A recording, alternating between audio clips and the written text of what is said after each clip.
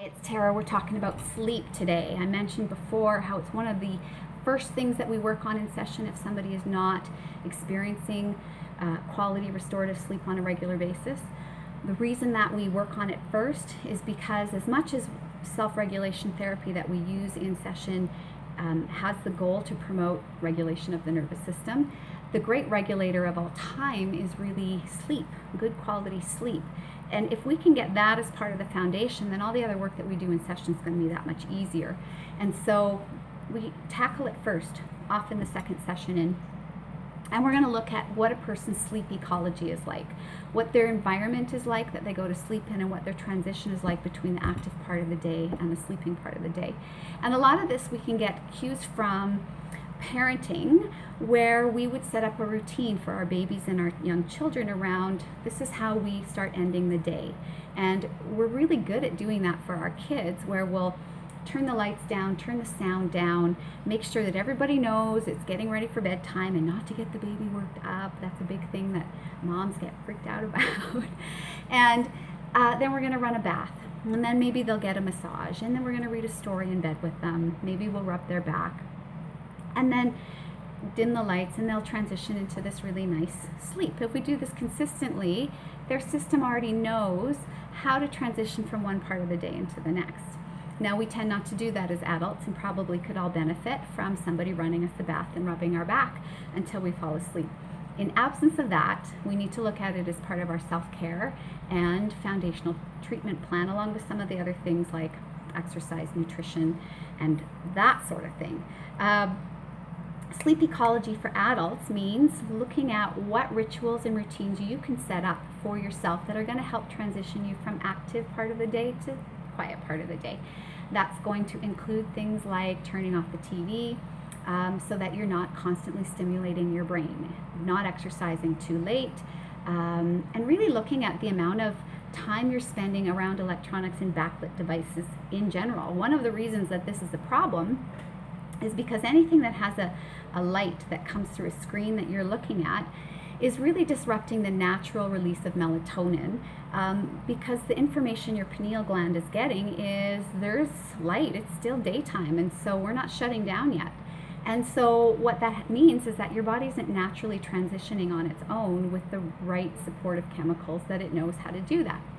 Supplementing a body that should be making enough melatonin on its own with a supplemental hormone of melatonin is effective for some people, but again, you're really not encouraging the system, the body, to do it on its own. And we don't know the long-term impacts of adding a hormone like melatonin or many of these others that we add to children or adults, on what the long-term impact of that is. So I'm always really cautious about things like that, because if my body's supposed to be making it anyway, I want to try to encourage it to do it on its own.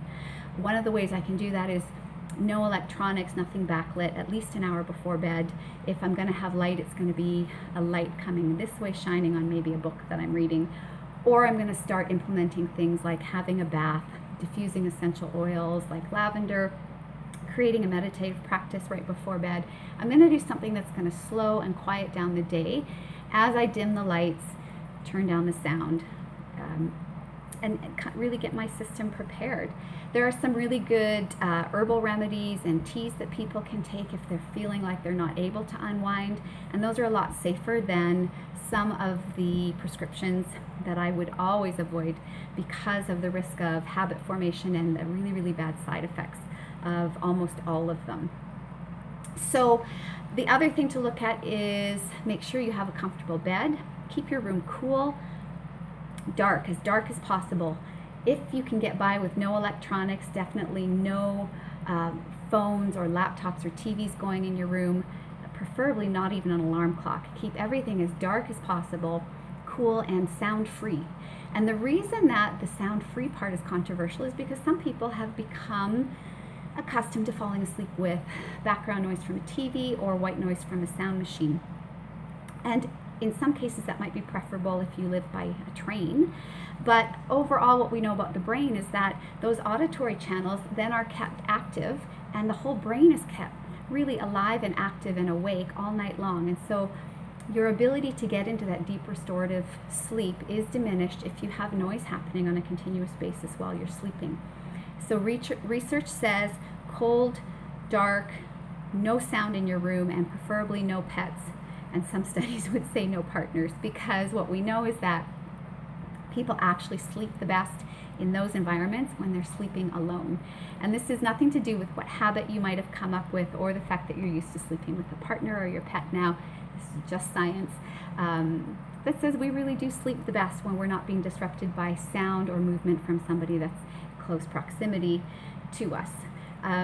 Those are all things that we talk about as far as setting up your own sleep ecology, your own transition from the active part of the day to the quiet part of the day.